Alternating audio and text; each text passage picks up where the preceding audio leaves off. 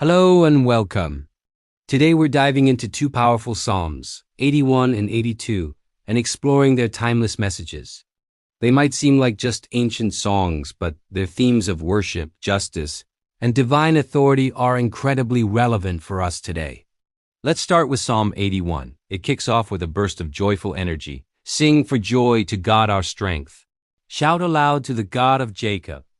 This psalm is a call to celebration, a reminder of the festivals and feasts where Israel would come together to worship.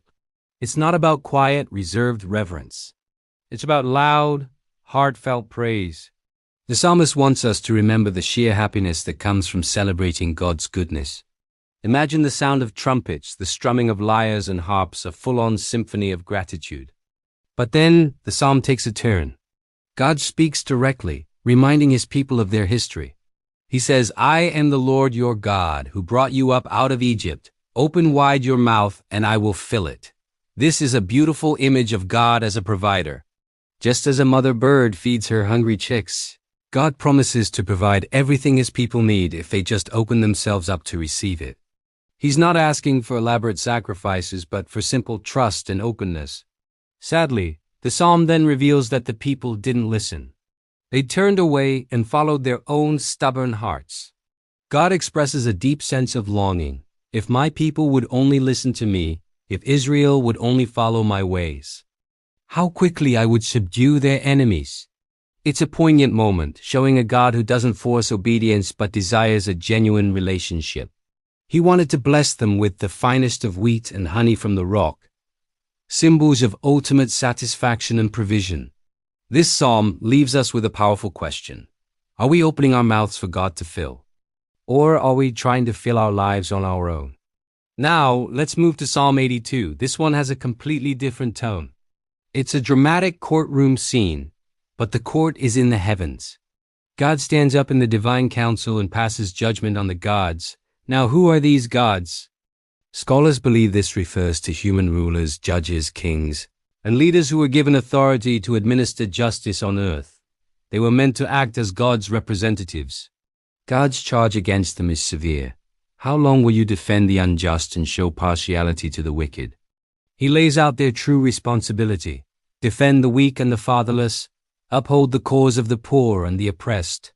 Rescue the weak and the needy. This is a radical call for justice. In God's eyes, the primary role of leadership is not to accumulate power or wealth, but to protect the most vulnerable members of society. The psalm says these corrupt leaders know nothing, they understand nothing. They walk about in darkness. Because of their injustice, the very foundations of the earth are shaken. This is a stunning statement. It means that injustice isn't just a social problem, it's a cosmic one. When human systems fail to reflect God's justice, the entire world is thrown off balance. Then comes the verdict. God tells these powerful rulers, "I said, you are gods. You are all sons of the Most High, but you will die like mere mortals. You will fall like every other ruler." It's a stark reminder that all human authority is temporary and accountable to God.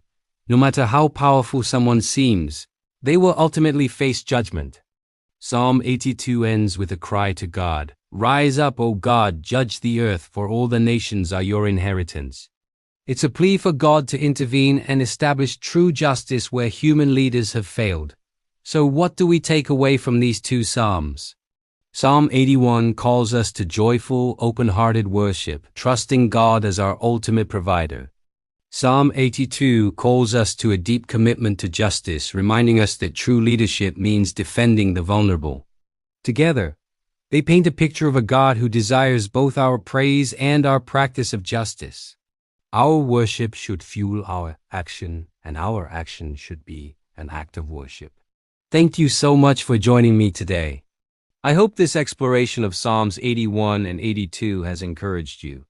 If you found this meaningful, please like this video and subscribe for more content. See you next time.